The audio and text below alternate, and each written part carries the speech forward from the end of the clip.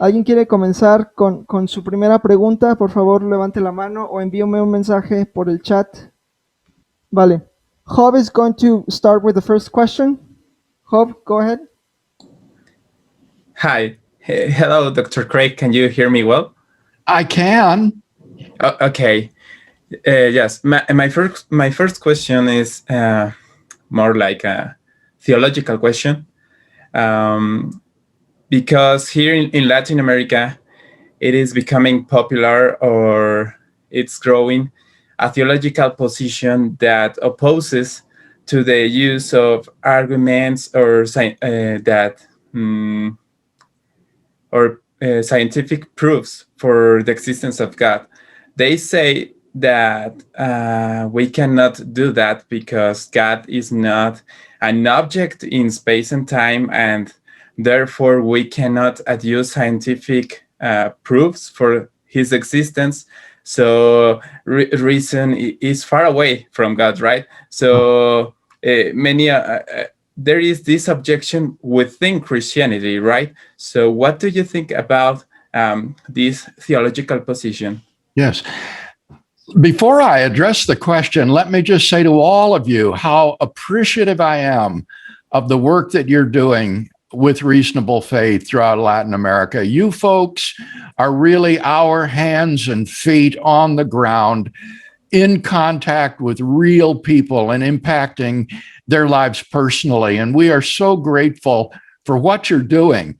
And I have to say, as I reviewed some of the questions Raul sent me, it reminded me of my statement that if a person will master the contents of On Guard, my book, he will be able to answer 95% of the questions that people have. And as I looked at these questions, I thought, these chapter directors belong to the other 5%. These are extremely interesting and sophisticated questions that you put to me today, and I hope to address at least most of them adequately. Now, with respect to the question you just asked, ironically, I think that Thomas Aquinas, all the way back in the 13th century, answered that question perfectly adequately. Aquinas said that we do not have a direct and immediate knowledge of God, but he says that we can infer God's existence from his effects. And so Aquinas would reason from things like change, contingency, moral values, complexity and function back to God as the ultimate source of things like design, contingent existence, causality, and so forth. And it seems to me that Thomas's argument or his position is absolutely correct.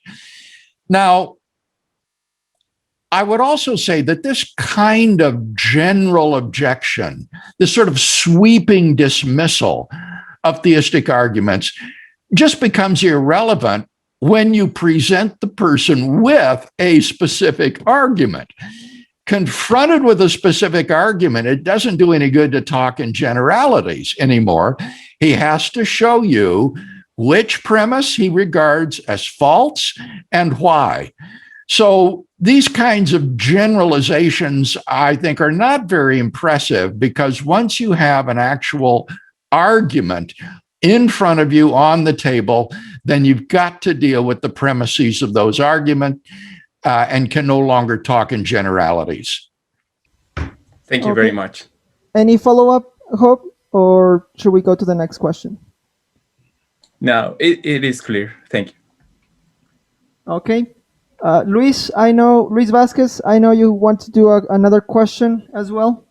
All right. Raul, the clarity of the audio transmission was such that I couldn't understand what the questioner was asking. Can you repeat his question for me in a very succinct way? Yes, of course. I have it here, actually. It's, given that the Kalam cosmological argument deals with the origin of the universe, what objection or response can we offer against those schools of thought that although they do not reject the principle of causality, they avoid making ontological claims about origin. And he gives examples like object-oriented ontology on metaphysics. Yeah, I noticed one of the other questions mentioned this so-called object-oriented ontology, and I have to confess, I'm not familiar with that. I've just never even heard of it. But again, I would say that once you present an argument to someone, he has to identify which premise he thinks is false and why. So with regard to the Kalam argument, you already said that he doesn't disagree with the principle of causality, that whatever begins to exist has a cause. And if he doesn't disagree with the second premise, that the universe has a beginning, then it follows logically, necessarily, that the universe has a cause. So unless he has some reason to dispute the truth of one of those premises, it seems to me that he's stuck with the conclusion. Okay, I'm gonna read one of the questions that somebody sent that is not that didn't connect today. What do you think about Alexander Spruce's argument against simultaneous or instantaneous causation that he postulates with his judge analogy? So Alexander Spruce gives this analogy of a judge against causation, and he says this: suppose that instantaneous causation is possible, then the following are composable characters: a judge who instantaneously stamps death warrants, and the executioner who executes the person listed on the warrant in such a way that the very instant that the death warrant is stamped, the person is dead. Moreover, the executioner takes no orders from dead people. She only executes people if the judge was alive at the instant the warrant was stamped, and she executes no one else. There is no metaphysical absurdity if the judge stamps a warrant for your death. There's merely an injustice. But what if the judge stamps a warrant for his own death? Then instantaneously the executioner executes the judge. But then the judge wasn't alive to stamp the warrant as if he stamped posthumously. Then that doesn't count. But with no warrant stamped, the executioner didn't do anything. And so the judge both is and is not executed, which is absurd. Yeah.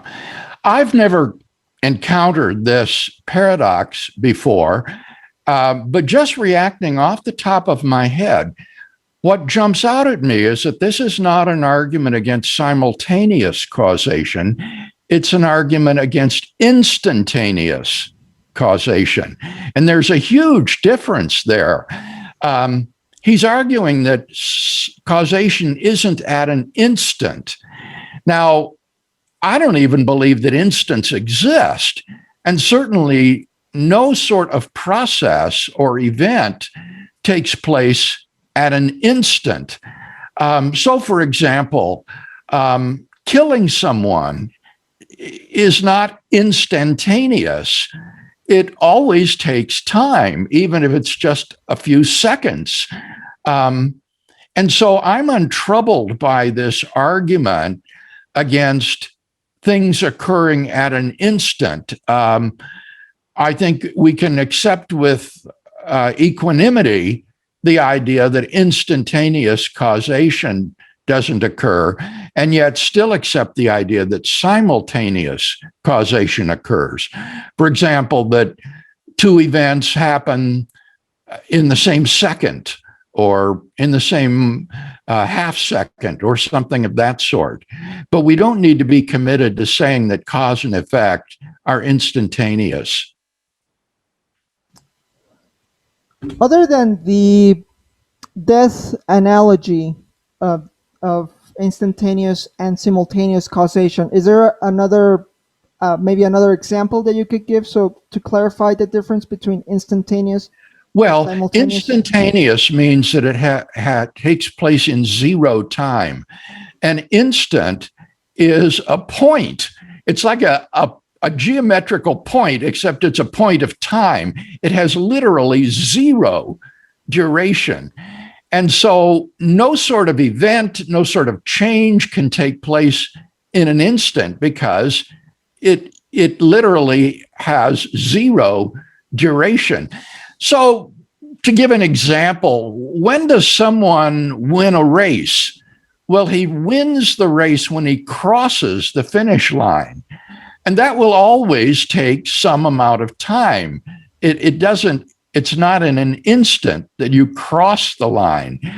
So these are examples of ancient Greek paradoxes that are called Sorites paradoxes, which have to do with infinite divisibility and composition.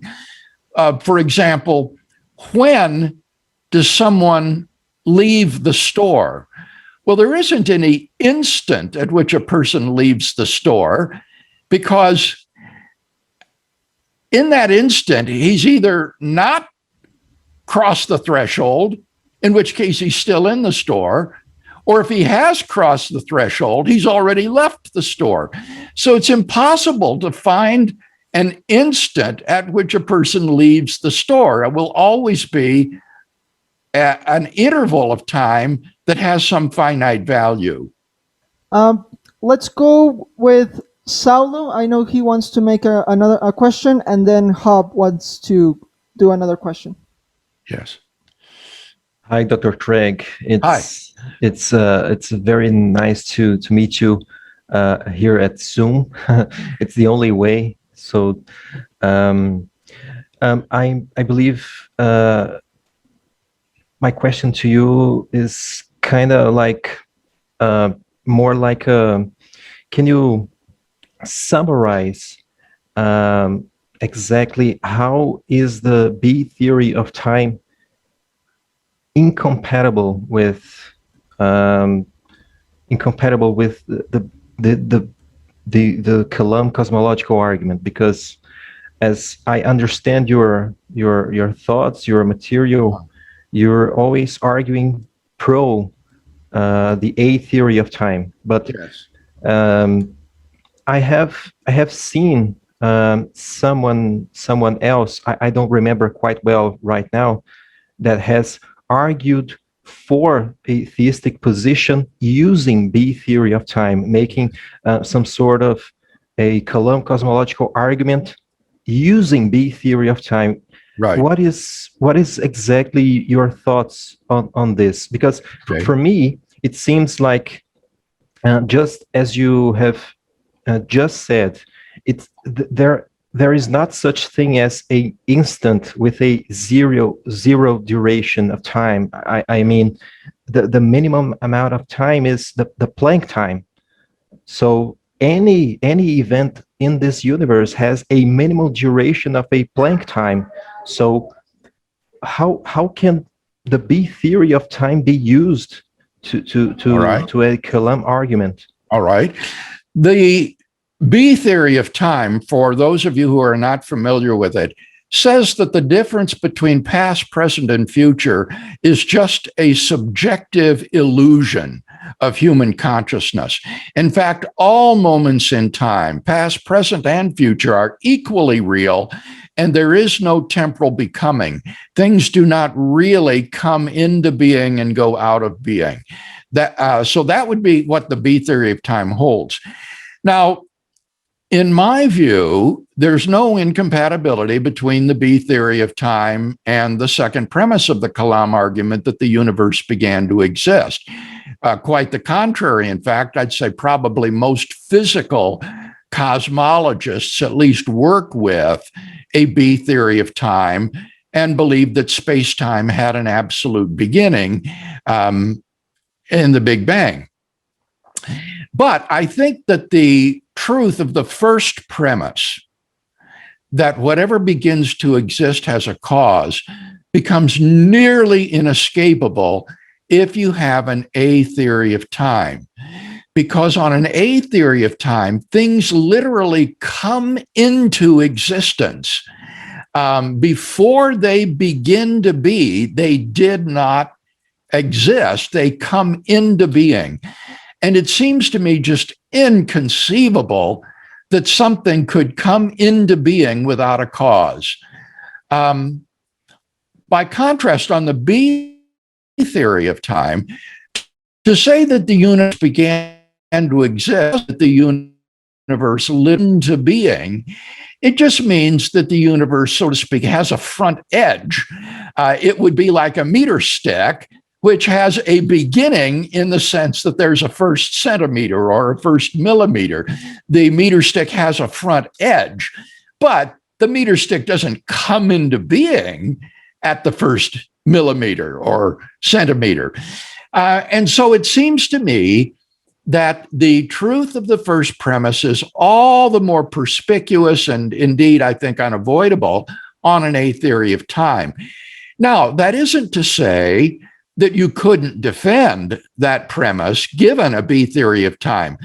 For example, Andrew Locke may be the person you're thinking of. He is a professor at the University of Hong Kong from Singapore. He's published on the Kalam cosmological argument. And in his version of the argument, he tries to show that even given the B theory of time, the argument is cogent. And I think it's certainly true that most B theorists would believe that whatever begins to exist has a cause. For example, if a horse began to exist at 3 o'clock in the afternoon in my living room, every B theorist would say there had to be a reason why that horse began to exist at 3 o'clock. It didn't exist at 2:59, and then it does exist at 3 o'clock. Now, remember, the horse doesn't come into being at 3 o'clock. 3 o'clock, 2:59, 3:01, all moments of time are equally real on the B theory. But nevertheless, if at 3 o'clock there is a horse in your living room that wasn't there a minute earlier, even the B theorist of time would say that horse has to have a cause. So while I think the first premise is virtually undeniable given an A theory of time, which I think is the correct theory of time, the argument can still be defended even given a B theory of time. It's okay. Thank you very much, Dr. Craig. I'm very happy to see your answer to this. It's like saying that our meeting our meeting here was started at for me it's 5 p.m. Yes, but in the B theory of time, it would happen at any time, in the sense that it was happening yesterday, it will be happening tomorrow, in every time. There would be no exact point in time in which this meeting began. Is that a similar analogy? No, let's be careful here. I want to correct you. That's not actually accurate. For the B theorist, the meeting begins at 3 o'clock, just as it does for the A theorist. The difference is that meeting at 3 o'clock exists there in a tenseless sense. It doesn't come into being at 5 o'clock. It's there no matter what time it is. If it's 2:58 at 3 o'clock, the meeting is there and begins. If it's 5 o'clock. If it's 6 o'clock, the meeting is there at 5 o'clock and the meeting begins. It never changes in that sense. It just exists tenselessly at 5 o'clock. But for the B theorist, as well as for the A theorist, the meeting does begin at 5 o'clock. And he would say, the B theorist would say, yes, of course there has to be a cause why the meeting began. Okay, okay. I kind of I was mistaken, but thank you It's for very this subtle correction. and very Yeah, yeah. difficult to state. Very And if subtle. you're interested in these questions, look at my book, Time and Eternity, Time and Eternity, which lays out these two competing theories of time and then assesses what implication this has for God's relationship to time. Okay, okay. Thank you. Thank you, Dr. Craig. Saulo, has that book been translated to Portuguese? I know Time and Eternity is now translated to Spanish. Yes. Not yet. Well- In Portuguese, I don't think yet, but maybe soon, I believe. Maybe Dr. Craig has more information on that. Well, I believe that it is published in one of those two languages. I don't remember which, but I believe it is out. Well, I'm going to research right now, and I'm going to answer you right away. Okay, thank you. I must have it here. I think I have it before. Okay, I think Hub wanted to do another question. Go ahead, Hub. Yes, actually, I was going to ask the same thing about this theory, but I have another question here. And this is about when you are talking about the Hilbert's hotel paradox, you sometimes find with the next objection. They say that paradoxical examples seeking to support causal finitism only prove that those scenarios are impossible, not that the actual infinity per se. Can you repeat that again? I didn't quite catch that. They say that paradoxical examples only prove that those scenarios are impossible, not that the actual infinity itself, because we do not know very well how the infinity is. So maybe in the future we will know how the actual infinity is and give valid examples, right? Yeah. This is an objection that's simply based upon ignorance. The fact is that infinite set theory is one of the best understood branches of mathematics. And Hilbert was a mathematical genius who knew well how to illustrate the paradoxes of the actual infinite. And there's nothing about Hilbert's hotel that is peculiar to a hotel. In my own work, I used the library with books to make the same illustration. I've seen others use baseball cards or coins or eggs or beads.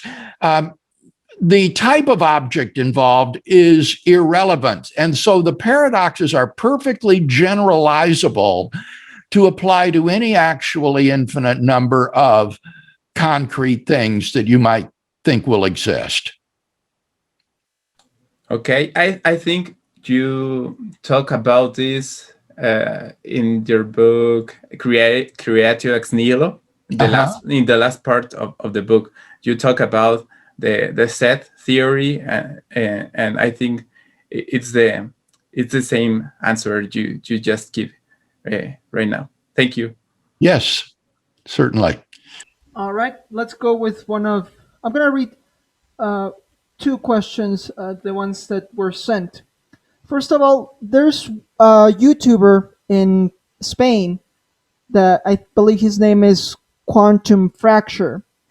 And in one of his videos, he comments that scientists know that time did not begin to exist in the Standard Model or the Big Bang model. Is he correct on this? No, he's quite incorrect. It's just universally believed that in the Standard Model, that time and space come into existence at the moment of the initial cosmological singularity. Neither time nor space can be continued through such a singularity. And therefore, it constitutes a boundary point to space and time. Think of a cone that goes back to a point. The point of the cone is a boundary point for that cone. You cannot continue the cone through that point. It is the boundary of the cone, and the geometry of space-time on the standard model is that of a cone. And therefore, the initial cosmological singularity represents the boundary of space and time.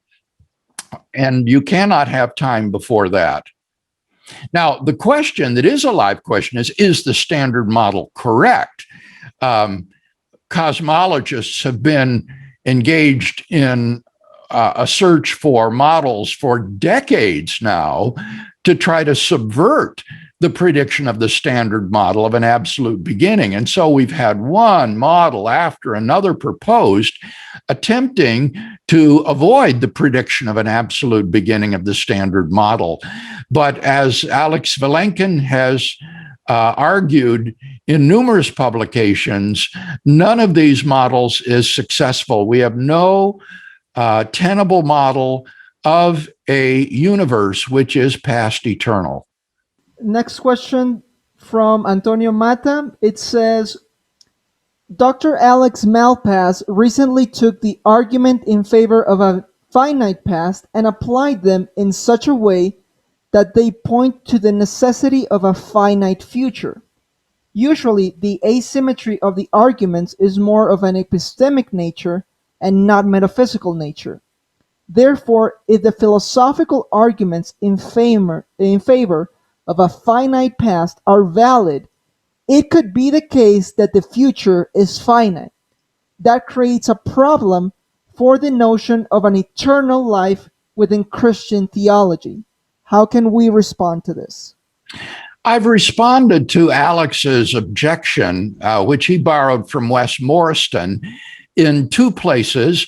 First, in the Festschrift for Alvin Plantinga, called 24 or so Arguments for God's Existence, edited by Jerry Walls and Trent Dougherty. That book surveys 24 or so arguments for God's existence, including the Kalam cosmological argument. And in that article, I sought to update the argument in light of all of the principal objections that I was aware of in the recent literature. And so I included this one from Wes Morriston and answered it. Then I had an interview with Cameron Bertuzzi on his podcast, Capturing Christianity, that featured both Alex Malpass and myself. And Alex and I had a dialogue about this objection, and I sought to show where he had erred. He was guilty, in fact, of committing a modal fallacy. That's a fallacy in the logic of possibility and necessity. Now, I understand that he has since tried to rehabilitate his argument and has published a further article, but I've not bothered to read that yet, and so I have no further response. I'm content with what I've already said. I don't think that the objection has any merit, and that given an A theory of time, it's perfectly coherent to say that while the past must be finite, the future cannot be actually infinite. The future can only be potentially infinite, which means that infinity is simply a limit toward which the future grows, but it never actually arrives there. Okay, David, go ahead with your question. Hello, Dr. Craig. It's a great honor to be with you again. I don't know if you remember that we have an interview in the past January about the importance of the church involving intellectually. It's a great honor to be with you again. And my question would be about one of the implications of the Kalam cosmological argument is that the cause of the universe should be personal, and that person should have a will.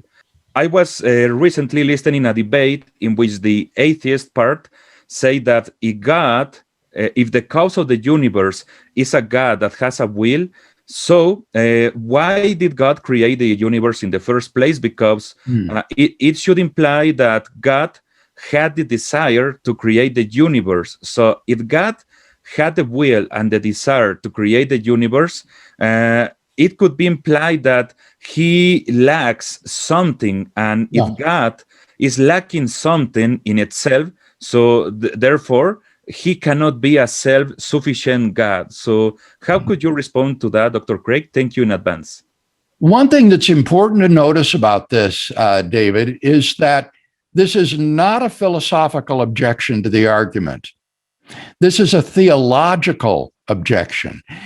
The Kalam cosmological argument makes no pretense at all to prove that the cause of the beginning of the universe is perfect, either morally or in any other sense. So if it leads the question of the perfection of the personal creator of the universe an open question, that's just fine. That objection is a theological objection that therefore requires a theological response. And my theological response to that would be that from the Christian point of view, God does not need anything. He does not need to create. He does not need company. There is no need whatsoever in God of the universe. Therefore, the only reason for creating creatures would be for the benefit of the creatures themselves. He creates finite human persons in his image and invites them into the personal fellowship of the intertrinitarian persons. And so the tremendous privilege that God is offering us is fellowship in that intra-Trinitarian relationship that he has experienced from eternity. So not only is salvation by grace, but I believe that creation is solely by grace. Thank you very much, Doctor. Mm-hmm. Does somebody else have another question that want to ask directly? Yes, me, Raul. Go ahead. It's a little question, and the question is, what do you think, Dr. Craig, are the biggest challenges to the Kalam cosmological argument today? I would say that with respect to the argument, the only hope of rebutting it would be to challenge the second premise, that the universe began to exist. I think anyone who denies the first premise just exposes his intellectual insincerity, because I do not think any rational person could deny that whatever begins to exist has a cause. So with respect to the philosophical arguments for the beginning of the universe, I think the best response would simply be to say, well, the actual infinite is really queer, isn't it? It's just bizarre, and that's just the way it is, so just live with it. With respect to the scientific evidence, I think that all the skeptic could do would be to hold out hope that in the future, as scientists probe more deeply into the history of the universe, that somehow they will be able to come up with a way of extending the physical universe to past infinity so that it did not begin. But so far, there is no indication that any such model is on the horizon. Okay. So we're going to go to the fine-tuning argument questions. And I have one here from Joan Contreras from Colombia. And he says, Dr. Craig, the fine-tuning argument amongst cosmologists is understood as a neutral term or without any design implications. But many thinkers point out that the universe is finely tuned to permit life on Earth, but that it seems that quantum physics might present a problem to the fine-tuning of the universe because it would rather explain it on the basis of chaotic and unpredictable realities. Mm-hmm. Now let's clarify for those who are not familiar with this argument what our questioner meant when he said it's a neutral term. The argument is not a neutral term. What he means is the term or the expression fine-tuning is neutral. It does not mean designed. What the word or expression fine-tuning means is that the fundamental constants and quantities that are necessary for life, intelligent life to exist anywhere in the cosmos, not just on Earth, but anywhere, have to fall within an extraordinarily narrow life-permitting range. So that if a dart were thrown randomly at the range of constants and quantities that could characterize the universe, the chances that it would hit the life-permitting range are just infinitesimal. And therefore, the fine-tuning of the universe cries out for some sort of explanation. Now, in fact, quantum physics won't do anything to explain the fine-tuning. On the contrary, some of the fine-tuning involves quantum physics. In the early history of the universe went through a series of what are called phase transitions. And in these phase transitions, which are governed by quantum physics, these finely tuned constants and quantities arrive at their values.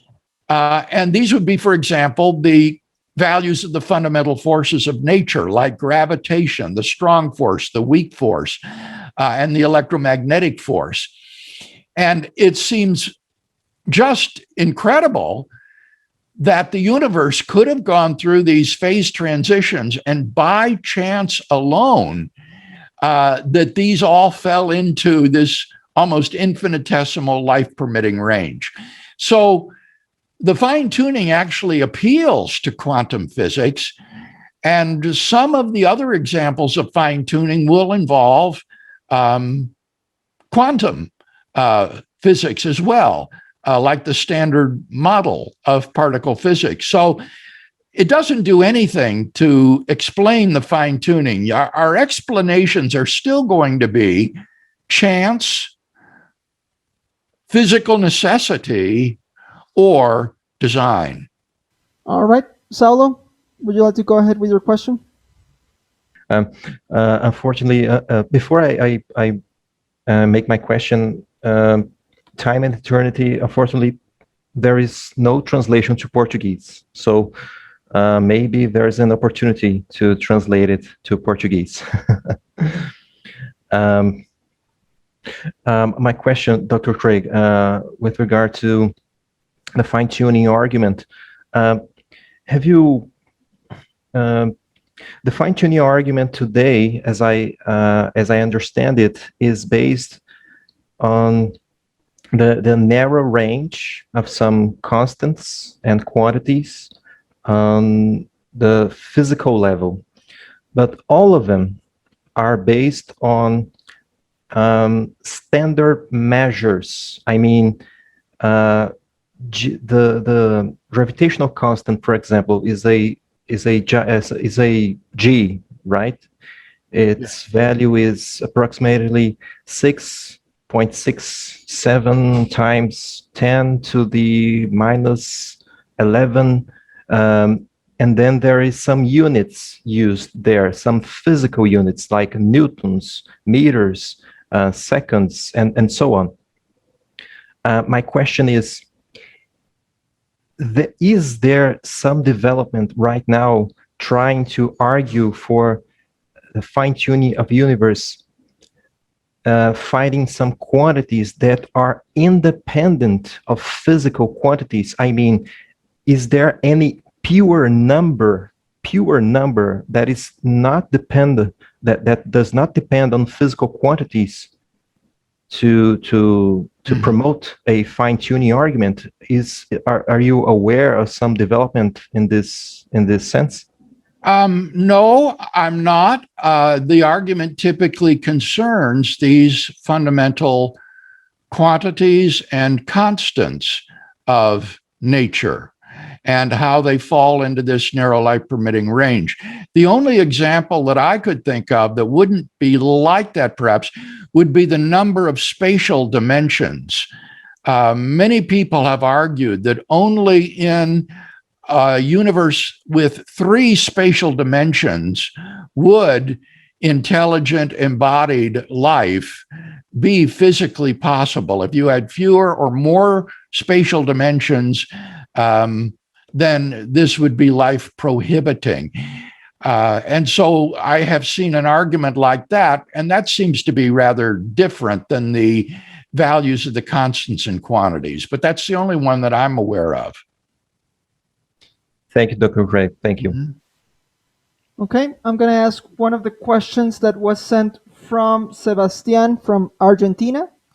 And he says, sometimes some people present a dichotomy between design and the multiverse. Nevertheless, it has been said by some that even if there were a multiverse, one could argue design. Taken into account the most 2 popular theories like cosmic inflation and string theory, how could the previous claim be made? The questioner is quite right about this. For example, the philosopher Michael Rota, R-O-T-A, Michael Rota, has argued that even given the existence of a multiverse, it still requires a cosmic designer. And Rota's argument, I think, is very persuasive. One way to show this would be to show that theories like cosmic inflation and string theory themselves require fine-tuning in order to be possible. The fine-tuning is sort of like that stubborn bump in the carpet. If you press it down at one place, it pops up somewhere else. And so even these physical theories designed to get rid of fine-tuning themselves require fine-tuning in order for those theories to work. Moreover, there is this problem that Roger Penrose has identified that I've spoken of with regard to using the multiverse as an explanation of fine-tuning. Namely, it turns out that if this multiverse is randomly ordered, then our existence is infinitesimally improbable. We ought not to be observing ordinary people like ourselves. We ought to be observing a world that is filled with so-called Boltzmann brains, with the illusion of an external world around them.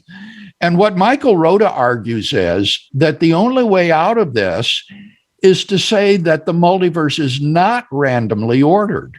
Rather, there is an intelligent designer of the multiverse who has determined it in such a way that most of the universes in it are life permitting and are fine-tuned for the existence of ordinary observers like ourselves. So Rota turns Penrose's objection in a sense on its head and uses it to argue that there has to be an intelligent designer even given the existence of a multiverse. Next question. It's before 1859, there were arguments in favor of design from biology. Nevertheless, when Darwin came into the picture, he stirred up the world with the current paradigm. Today, we are arguing in favor of design from the field of cosmology. And 2 questions come to mind. Is it possible that the Darwin of cosmology makes an appearance in the near future? And can we still make design arguments, but from the field of biology in a post-Darwin era? Well, this is Richard Dawkins' hope, isn't it? The way he responds to the fine-tuning argument is to say, we hope that a Darwin will come along that will do for cosmology what Darwin did for biology.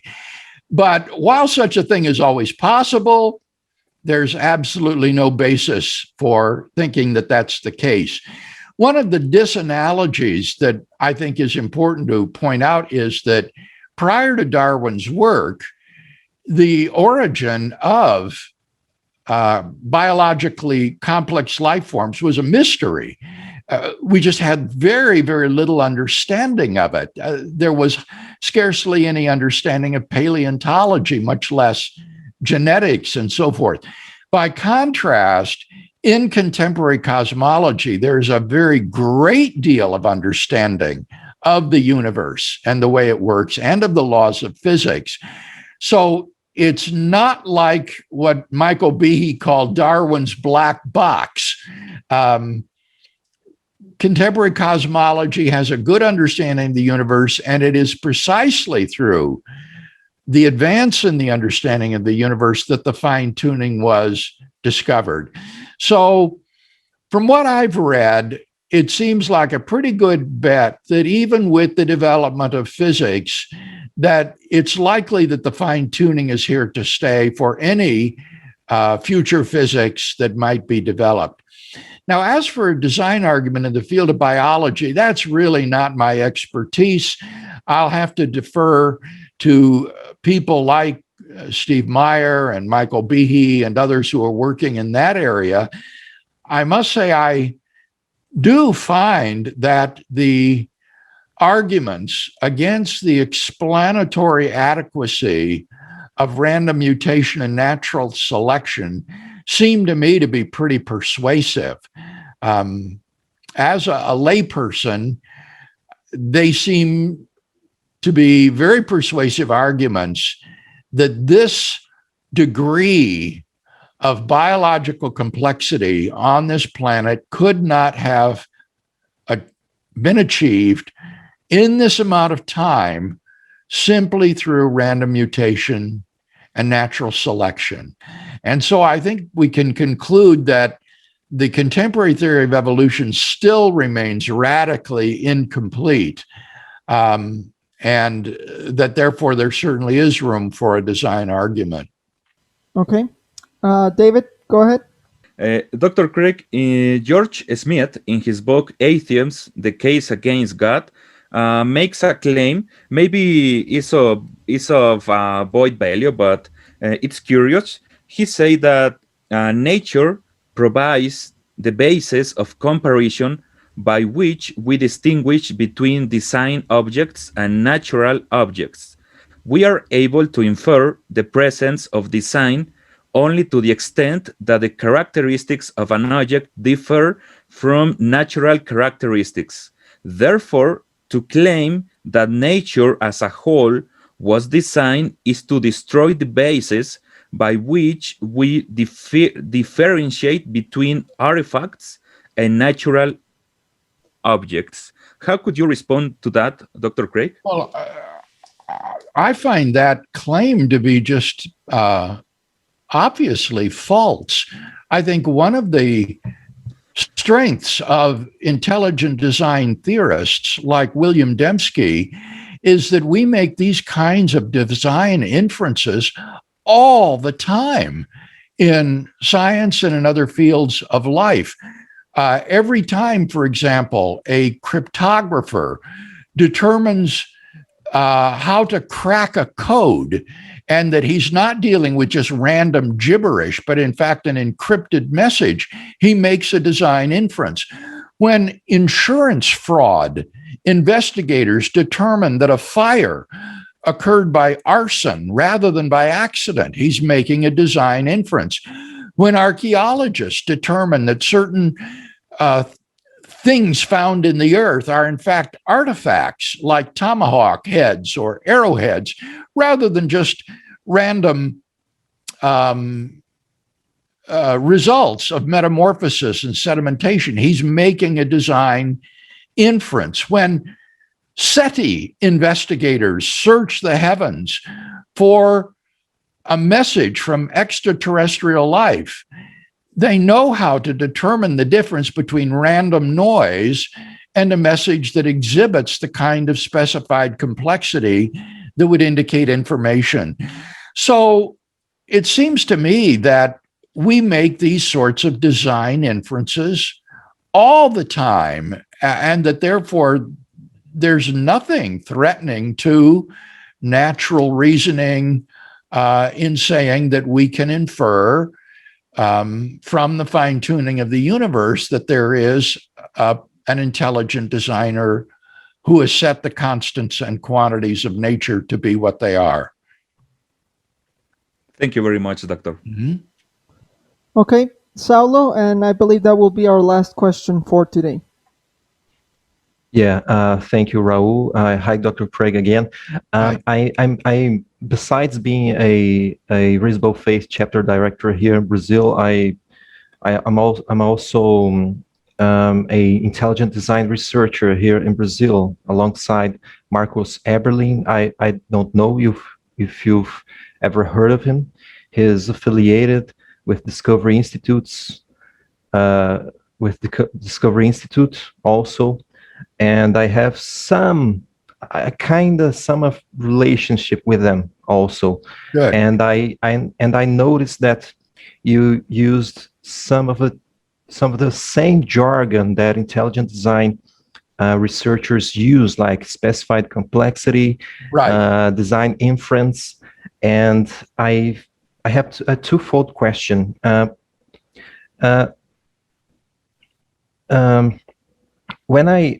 The last time I entered and I visited the Discovery Institute website, I noticed that one of the fellows listed there is you. Your name appears there. In the Discovery Institute, you mean? Yeah. Yes, I'm a fellow. I'm a fellow of the Discovery Institute. Oh, very, very, very. I didn't know then. Since I followed their work since 2013, I believe, and just now I discovered that you were a fellow of the Discovery Institute. So I have been very amazed by this. What do you think is the proper relationship of the intelligent design research and natural theology? What do you think of this relationship that is very proper? Okay, this is a very good question and would be probably the one reservation that I would have about the so-called intelligent design movement. I take it that what is distinctive about the intelligent design movement is that they believe that the design inference is part of science, that this is a scientific inference that one would make. As a philosopher, I'm more inclined to think of the design inference as a philosophical inference that is not part of the scientific theory. And that's why, for example, I've said that when I defend the Kalam cosmological argument, I am not offering a scientific theory in competition with the current cosmological models. Not at all. What I'm saying is that as a philosopher, when I think about these current cosmological models, I think that they imply that there is a transcendent personal creator of the universe. Similarly, when one reflects upon fine-tuning or biological complexity, I don't think we have to say that we are offering a competing scientific theory. Rather, what we can say is that given the scientific theories that are out there, they imply the existence of a designer of the universe who has set the quantities and constants, or who has guided the process of biological evolution to produce biological complexity.